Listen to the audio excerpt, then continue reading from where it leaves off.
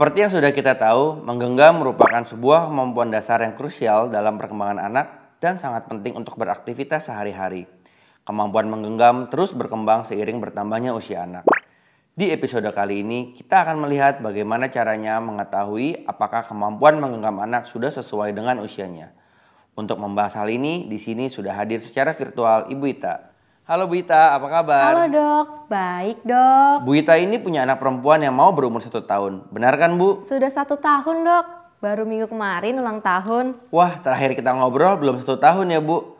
Semakin pas dong Bu. Hari ini kita akan membahas perkembangan kemampuan menggenggam anak usia 1 tahun.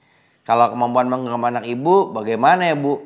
Pas terakhir saya membahas topik ini, Ibu Ita juga ikut dalam pembahasan dan sharing kalau anaknya belum bisa menggenggam dengan cukup kuat. Tapi saat itu memang belum berumur 1 tahun. Iya dok, jadi semenjak saya mendengar pembahasan dokter waktu itu, saya dan suami saya jadi rajin menstimulasi anak dengan cara yang dokter sarankan. Lalu makin lama saya makin merasa kemampuan menggenggamnya bertambah sih dok. Seperti beberapa waktu yang lalu, sempat nih ada kejadian, ia menemukan sumpit yang tidak sengaja tercecer. Lalu sama dia langsung diambil. Pas kita sadar karena kita khawatir, kita langsung minta sumpitnya kan. Tapi sama dia tidak dikasih dan tidak dilepas walaupun saya sudah lumayan tarik. Akhirnya saya angkat jarinya pelan-pelan. Sudah lumayan banget kan dok kalau begitu? Betul Bu, itu salah satu contoh yang baik dari kemampuan menggenggam anak. Tandanya otot-otot kecil di tangannya sudah cukup kuat.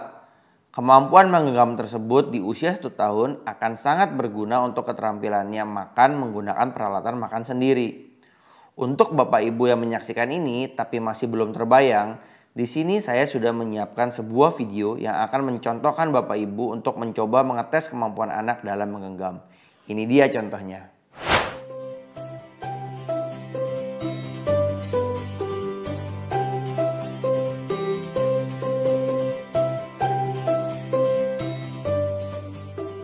Aktivitas ini sederhana, hanya memberikan anak pensil atau bisa diganti pulpen atau spidol dan mencoba membiarkannya menggenggam.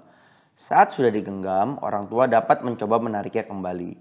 Di sini terlihat ketika orang tua berusaha menarik alat tulis yang dipegang anak sudah cukup kuat untuk menariknya kembali agar alat tulis tersebut tidak terlepas. Wah iya dok, kemarin yang saya alami dengan anak saya kurang lebih seperti di video tadi ya. Hanya bedanya anak saya pegang sumpit bukan pensil dan dia mengambilnya sendiri bukan kami berikan. Hal itu sangat wajar dan bahkan diharapkan untuk dilakukan anak seusia anak ibu.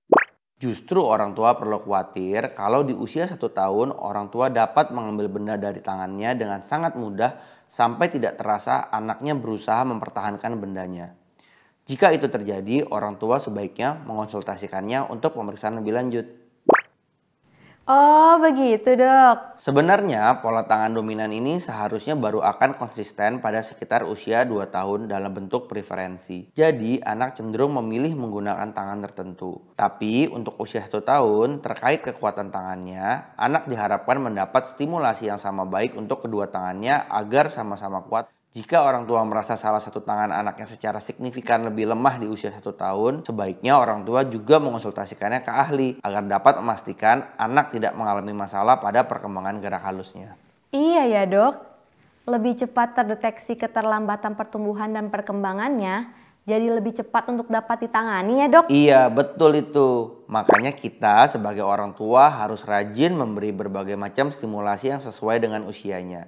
Jadi jika ada yang janggal atau terlambat dari usianya bisa dengan cepat terdeteksi. Tapi jangan lupa menstimulasinya harus dengan pengawasan penuh ya.